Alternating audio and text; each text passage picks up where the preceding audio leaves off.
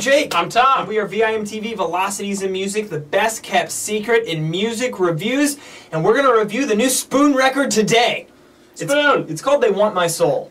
Tom, do you want my soul? No. Well, Spoon does. Oh, yeah. So this is their 8th record. These guys are from Austin, Texas. They're an indie rock band. Been around for quite some time, very prolific. Yeah, and I would say, like, more than any other band, Spoon is known to just, like, consistently put out very high-quality records. I don't think that these guys have put out a bad record yet. No. And really, throughout the 2000s, they put out a ton of just great records. Now, Tom, you are our in-house music expert and the guy who got me into Spoon. We reviewed Transference in 2010, which was their 7th album, and it's been 4 years since they've released. Yeah, I think one of the longer gaps between albums. They actually took like a couple years off after this, focused on some side projects. They have a new member of the band now. I think he focuses on like keyboards and something else too, which you hear more of on this record. Yeah, you certainly do. But what is this band all about to you, Tom? What is Spoon all about? This band, I was trying to describe them to a friend, and to me, like, they are just like the epitomal indie rock band right now. Yes. They just, I mean, they embody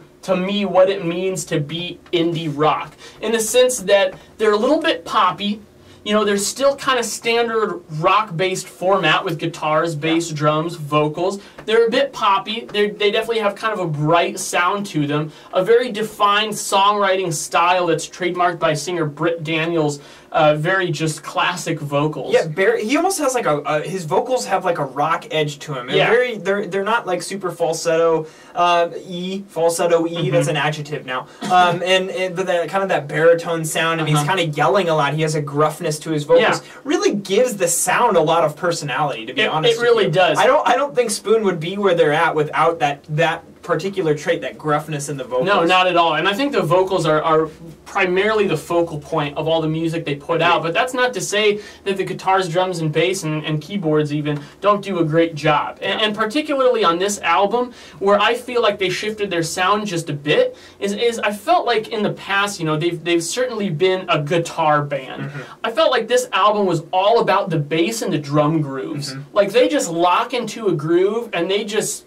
I mean, they groove the hell out, and it entrances the listener. And from there, you have a lot of great guitar accents and emphasis, where, you know, it'll come in and you'll hear some clang. You hear it on tracks like Knock, Knock, Knock, or Inside Out, where you just have, you know, even some like flutters come in, or just nice big crunches of guitars to kind of come in and out of the mix, but still it's just all on top of this great bass and drum rhythm that just kind of perpetuates most of these tracks. Now, when we reviewed Transference, I remember one of the criticisms that we gave, and that I would give Spoon as a whole as a band, is that while they are consistently like releasing these albums that get, you know, universal acclaim, a lot of attention to the band, and that's why they're known as one of the best indie rock bands, and probably why their brand is in our brain. When you think of indie rock, you think of Spoon, and this is probably why.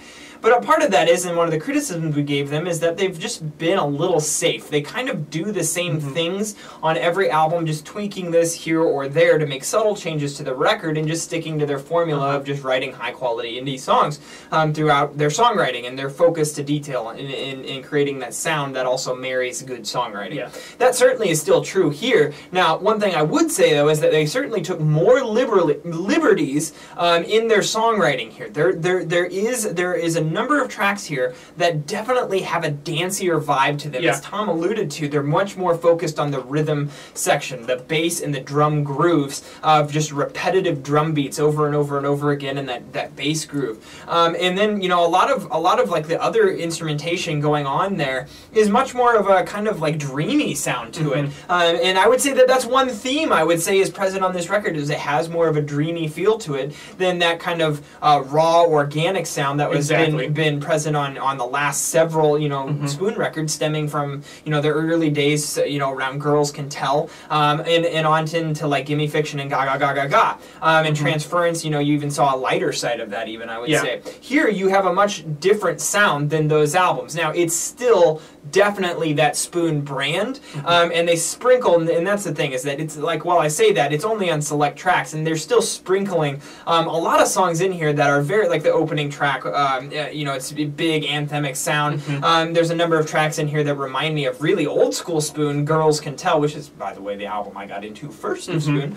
And to be quite honest, like they're sprinkled enough in there that you never really get a sense that this album is making that true statement. And that's what makes it a Spoon album, which is inherently kind of a good thing, and B, still a little bit different, so it gives Spoon fans and music listeners alike, a different taste of where this band's going. And this album, for me, the big thing is just that it had that comeback quality. And that's not something I always get from Spoon records. This actually, I will say, is probably one of my more favorite ones. That's a really good point. While I do tend to attach to their style of songwriting, you're absolutely right on that they're a band who just famously dilutes their own work by doing the same kinds of things over and over again. But what I found with this album is that slight change in sound, and what I felt like also came with a slight change in just general attitude, really spoke to me. And what I found was, as I listened to this, the parts that I really liked, I couldn't even find a really justifiable reason for it. One track I want to point out is track 2, Inside Out, which is probably my favorite track on this album. It's the longest track on this album, and it got stuck in my head. All I wanted to do was listen to that song. I found myself in my car, if I only had time for one song, I'd put that song on, and I rarely do that. That's probably one of the most original songs on this record. Probably one of the most original Spoon songs written to date, and it's also the dreamiest on this record. It definitely is, but at the same time, it's also one of their more one-dimensional tracks. Yeah. It's completely flat dynamically. It is. It settles on that groove, and it has a lot of great kind of moods in the kind of ambient guitars and keyboards that come in and out. I mean, but it's really very repetitive. Yeah. But what helps is that there's not another song like it on here. It shares some traits, but the way that it approaches, the way that they approach that track, rather, and its contribution to the whole album makes it quite singular, and it's something that I come back to. So from there, once I kind of got to know that about some of these tracks, I really found that I like all these tracks. There are several that I just want to keep coming back to, and similar to what I said recently about RX Bandits, I felt like on this album they're spread out enough that it makes it a very even listen. Yeah, and we keep talking about tracks, which kind of hints towards that compilation feel to this record. Yeah. But you're absolutely right. Even the tracks that weren't our track picks, they're still of high enough quality. I would even agree with you more on this record. It still does have that high quality album feel to it.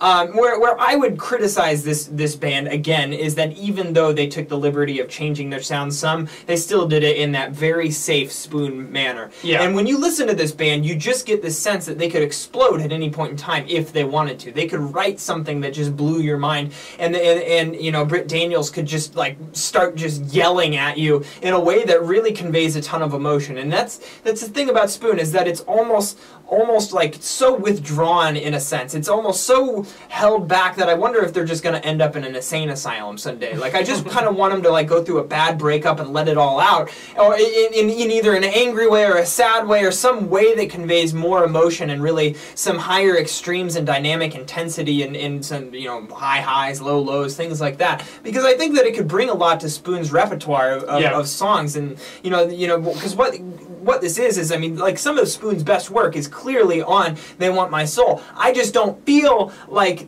that really makes that big of a statement when all of Spoon's work has been pretty darn good the entire time, and they're just doing the same thing over and over again. Small tweaks here, but still fits in that Spoon formula, and this is still just a little bit too safe for me to fall in love with. I still really like this album, and as Tom said, had high comeback quality, but I don't think I like it as much as you. Fair. What are you giving it? I'm giving it 86. Okay, I'm going to go 80. All right. So that's an 83 from us, a mark of an album that's just damn good, and we would highly recommend to you guys, and on our must-listen album list. So, if you haven't yet, go check out Spoon's 8th record, They Want My Soul. And let us know your thoughts at www.velocitiesandmusic.com or youtube.com/velocitiesandmusic. Now, always, follow us on Twitter, like us on Facebook, and let us know if there's any records you'd like to see us review on this channel. I'm Jake. I'm Tom. And we are VIMTV, moving music critique forward.